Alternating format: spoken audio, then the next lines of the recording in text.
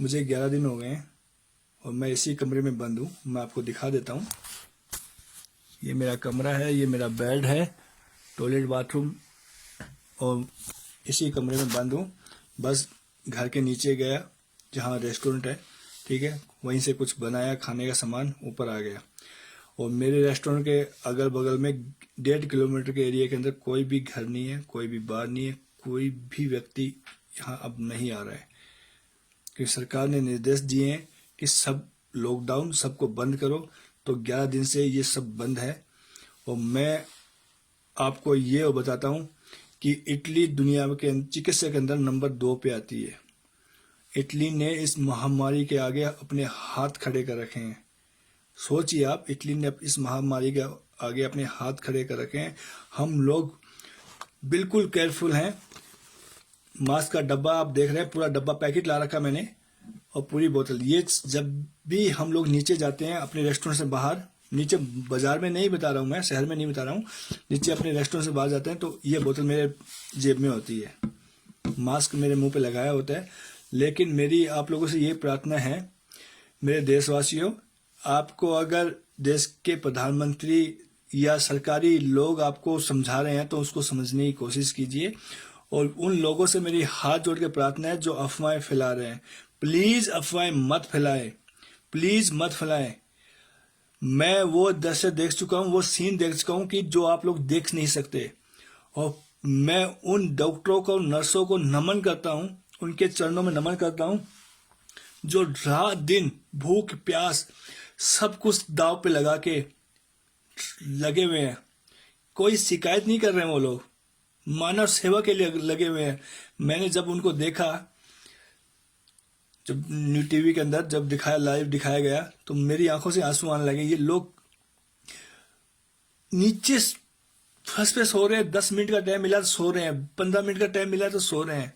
तो प्लीज मेरे देशवासियों, मेरी प्रार्थना मानिए, जो सरकार आपको नियम बता रही है उनका पालन कीजिए। 1 मीटर की दूरी से ही आपको बात करनी है, 1 मीटर की दूरी से। मास्क आपके चेहरे पे होना चाहिए, बोतल आपकी जेब में होनी चाहिए।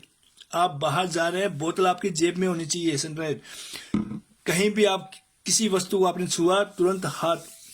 आप लोग ये भूल मत करें कि ये हवा में फैलता है, नहीं, ये छूने से फैल रहा है, ये छूने से फैल रहा है। ये मुंह, नाक और आंख के जरिए इंसान के शरीर के अंदर प्रवेश कर रहा है। तो मेरी आप लोगों से प्रार्थना है कि सरकार की जो भी नियम है उनका पालन कीजिए। अगर ये हिंदुस्तान में आ गया, ये मेरी आप लोग एडवाइस मान लो या चेतावनी मान लो, जो भी आपको मानना है वो मान लो। अगर ये हिंदुस्तान में आ गया, फैल गया, तो मेरे देशवासियों, मैं आपको ये चैलेंज से कह रहा हूं कि ये हिंदुस्तान में तांडव करवा देगा और लाशों का अंबार लग जाएगा। हमारे पास इतनी अच्छी चिकित्सा नहीं है। अगर किसी बंदे को डेंगू हो जाता है ना, मैं गंगानगर का रहने वाला हूँ, राशीनगर का, और अगर किसी बंदे को डेंगू हो जाता है तो उसे जयपुर या बीकानेर रेफर किया जाता है। डेंगू का इलाज नहीं है हमारे पास। तो मेरे भाइयों, मेरी आपसे प्रार्थना है कि मेरी विनती को सुने और अपने आप को सुरक्षित कीजिए, अपने परिवार को सुरक्षित कीजिए, क्योंकि 3 दिन तो आपको मालूम भी नहीं चलेगा कि ये आपको हो गया है। आप पूरे घर को ले डूबोगे, पूरे मोहल्ले को ले डूबोगे। तो मेरी आपसे प्रार्थना है, जो गलती इटली ने, जर्मनी ने, फ्रांस ने, स्पेन ने की है, वो आप ना करें। इन लोगों ने पहले मजाक में ले लिया और अब गले में हड्डी अटक गई हमारे। हम लोग कहीं जा नहीं पा रहे हैं। आप क्यों नहीं समझ रहे हो? फ्लाइटें बंद है, ट्रेनें बंद है, बसें बंद है, हम कहीं नहीं जा पा रहे हैं। इसलिए मैं नहीं चाहता कि आप लोगों के साथ ये चीज हो। समझने की कोशिश करो आप लोग। अफवाह ना फैलाएं कि प्याज खाने से ठीक हो जाएगा, 10 रुपए का झाड़ा लगा। मत कीजिए लोग ये चीज। अपने घर में बैठे और अपना मेडिकल इलाज खुद कीजिए।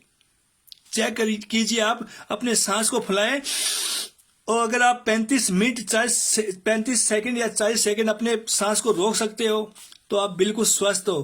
क्योंकि जिसको कोरोना वायरस हुआ ना, वो 10 सेकंड या 15 सेकंड से ज्यादा अपने सांस को रोक नहीं पाएगा फुलाकर। तो अपने घर पे इलाज कीजिए, मास्क का यूज कीजिए, सैनिटाइजर का यूज कीजिए प्लीज। जिंदगी रही तो पैसे फिर कमा लोगे, और जिंदगी नहीं रही तो घंटा भी नहीं कमा पाओगे। आपकी एक गलती आपको तो ले डूबेगी, अपने पूरे परिवार को ले डूबेगी और पूरे मोहल्ले को ले डूबेगी और आपको मालूम भी नहीं चलेगा। तो मेरी आप लोगों से प्रार्थना है, हाथ जोड़ के प्रार्थना है कि प्लीज अफवाह में ध्यान मत दे, अपनी सुरक्षा कीजिए और भीड़ भाड़ बिल्कुल मत होने दीजिए। अगर आपको छींक आती है तो अपने हाथों का यूज मत कीजिए, टिश्यू है तो उसका यूज कीजिए, अन्यथा अपनी बॉडी का यूज कीजिए। ये मैं इसलिए बता रहा हूं कि हम लोग यहाँ भूत भोगी है, इटली भुगत भोगी है, हम लोग बंद है एक कमरे के अंदर। प्लीज मेरी बात को समझने की कोशिश कीजिए, इससे ज्यादा मैं आपको कुछ भी नहीं कह पा रहा हूं। हम लोग मूर्ख नहीं है, घूम बाहर हम भी जा सकते हैं, लेकिन हम पालन कर रहे हैं सरकार के नियमों का। तो आपसे प्रार्थना है कि प्लीज बाहर मत जाइए, इससे ज्यादा मैं आप लोगों को कुछ भी नहीं बोल सकता।